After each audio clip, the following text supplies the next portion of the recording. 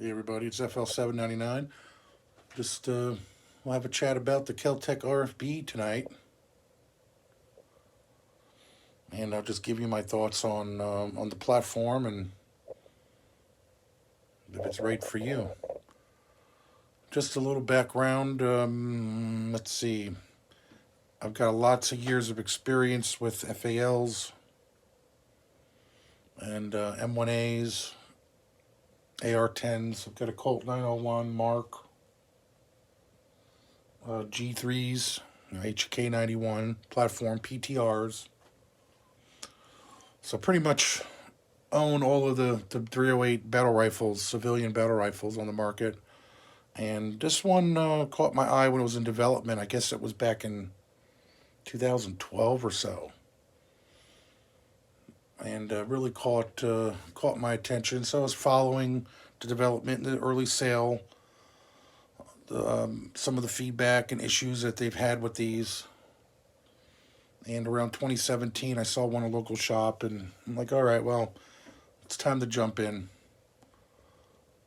So if you're not familiar, the Kel-Tec RFB is a semi-automatic rifle chambered for 7.62 NATO or 308 Winchester.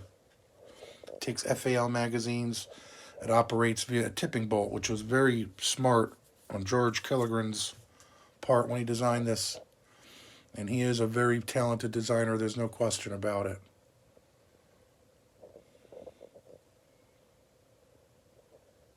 So out inside, and I don't have enough arms to really start pulling this apart. There are plenty of videos on it.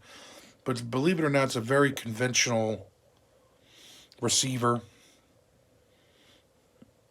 with a tipping bolt and a mechanism that extracts the cartridge and then pushes it into a chute right underneath the scope. And there's a channel and it spits the empties out right out of the front. And it works pretty good. Very good, actually.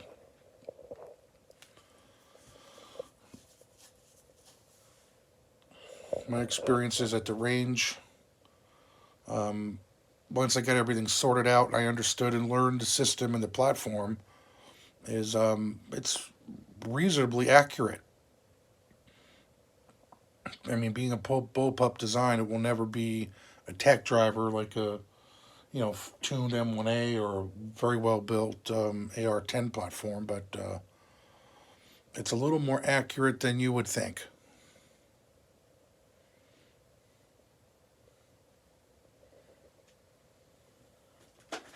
I'll flip it over. Its chamber's empty. It's been checked, and the bolt's locked back. I've had a couple different optics on here. 3-power Spitfire, and that's a 1-to-8 Vortex Gen 2 Strike Eagle. Had a couple of 1-to-4 loopholed on it at one point. But that's a lot of firepower, a lot of capability in a very small package. That's for sure. These have pretty solid trigger pulls on them. No creep, just a crisp break. The Kel-Tec RDB gets a lot of praise for its trigger, but the RDB, the RFB, has a pretty good trigger itself. 4140 steel receiver.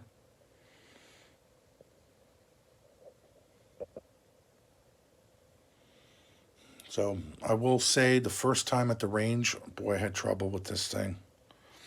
I didn't do my homework. I didn't know there were 3 different gas pistons, or I did know, I didn't even know what was in here. I literally took it out of the box and took it to the range and followed the instructions in the book on the gas setting, and I was all over the map with it. I mean, it was a bad day at the range. I was either overgassed or undergassed, and it was just a mess. I was getting frustrated with it. And keep in mind, I've had FALs for years, so I'm not a stranger to adjusting gas on a 7.62 rifle. But I had to regroup. I had to look at the piston. Thankfully, there was some information out there on, starting point I've got the second gen gas system with the gas piston with the rings on it. So that was a completely different system to work the gas system. But that first range session was a little bit of an eye opener because I got to experience just about every failure to feed and failure to extract from an undergassed RFB to an overgassed RFB, and both will cause failures. Very odd failures at that.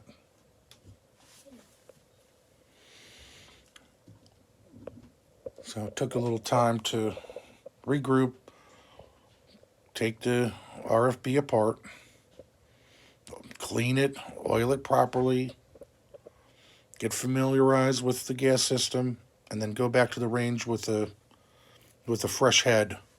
And then, yeah, things looked up from there.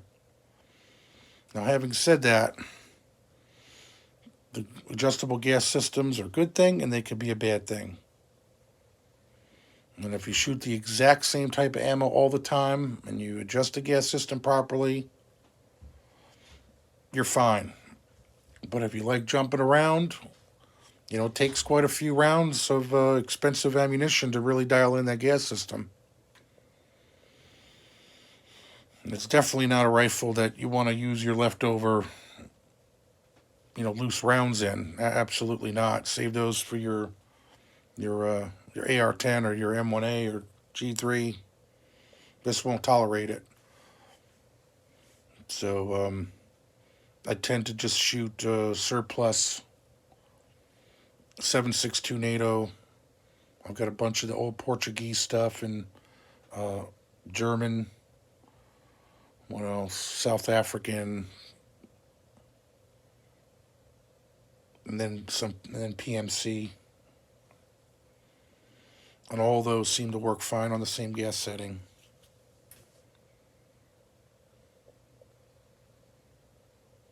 So I do run it suppressed as well. Seems to run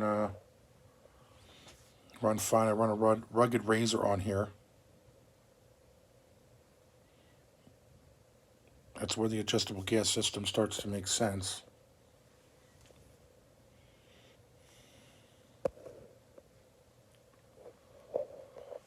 So other than that first outing, it was really just me learning the rifle. I haven't had any problems since then, and I've probably got 2,500 rounds through this. It's been very reliable, very accurate, and with the caveat of knowing your ammo supply and adjusting the gas system properly, yeah, it's good to go in my book.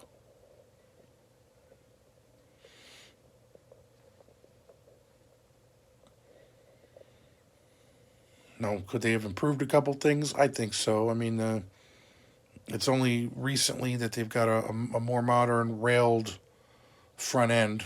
I believe Kel-Tec or Lucky Irishman just released something for that recently.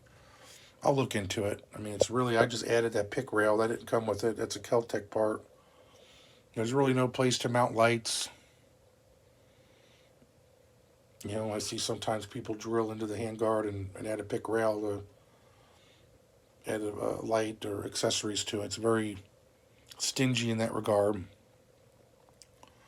And Kel-Tec hasn't really developed this much further than the Gen 2 accessory wise, and aftermarket really didn't pick up anything on this. So you're kind of on your own. But outside of that, it's not a bad platform. I mean, I think there's better platforms in front of it. And you've got the Tavor and 308 and the MDR. There's a couple other ones out there. I mean, it fills a role for me as a compact 7.62 NATO, hard hitting package, a bullpup config. And this one works. So I'm not saying it's the greatest 7.62 platform by any means, but would I trust my life with it at this point? Yeah. I got everything sorted out. Only I can answer that question. Yes, I can. When I use this for home defense, if the fit hits the sham, could I use this? Yeah. Not worried at all that this wouldn't deliver the goods when I needed to, just because I put the legwork in on it. Only you can determine that. To me, it really doesn't matter what the brand of the gun is. It could be a Daniel Defense, could be a Colt. Until you put the rounds down range and basically certify your own platform, it's suspect until you do that. You've got to do it. So this one's been certified, and it's not my go-to in 7.62. That would be the Colt 901. But yeah, it's a fun range gun, or it certainly does the job.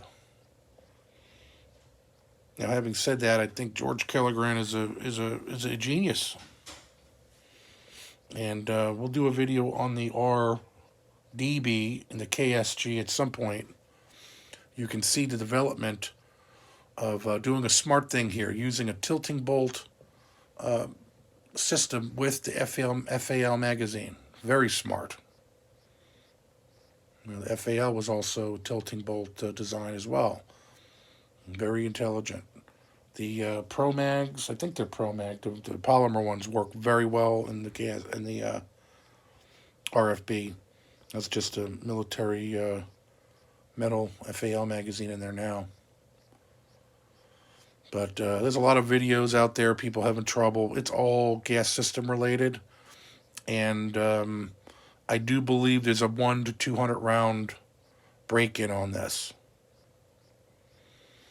So if you happen to pick one of these up, make sure you clean it up, oil it very well, use high-end oil. And just run that slide in manually. Just run that ejection, the cocking handle a couple hundred times just to get it worn in, and then clean it again, and you can lower that round count needed for break-in. But I'd say it's 100 to 200 rounds. They're tight from the factory. But the lineage to the RDB is even way more simplified. And I can imagine at some point they will discontinue this. They'll make a 308 bullpup based off of the designs of the RDB, which is also an ingenious platform. So that's just my 2 cents. I wouldn't go rushing out to buy one of these. But if you have numerous 7.62 platforms and you want to try something different, these are fun. And I can throw M1As and G3s next to it. It's substantially shorter. It's a lot of firepower in a package, in a very lightweight, medium weight package. It feels much lighter than it is, obviously, because it holds its weight towards the back of the receiver. But I know the people who own these love them, and I won't say love them as they like. I like it. I don't have any problems with the ergonomics. No problems with the bolt release, the safety. Everything seems to work fine for me. But then I get used to oddball platforms relatively quickly. I'm not all thumbs, so it doesn't take me long to get acclimated to a new system. But that's just me. Your mileage may vary. So that's kind of about it. In a nutshell, you really have to validate these yourself and certify them as good to go.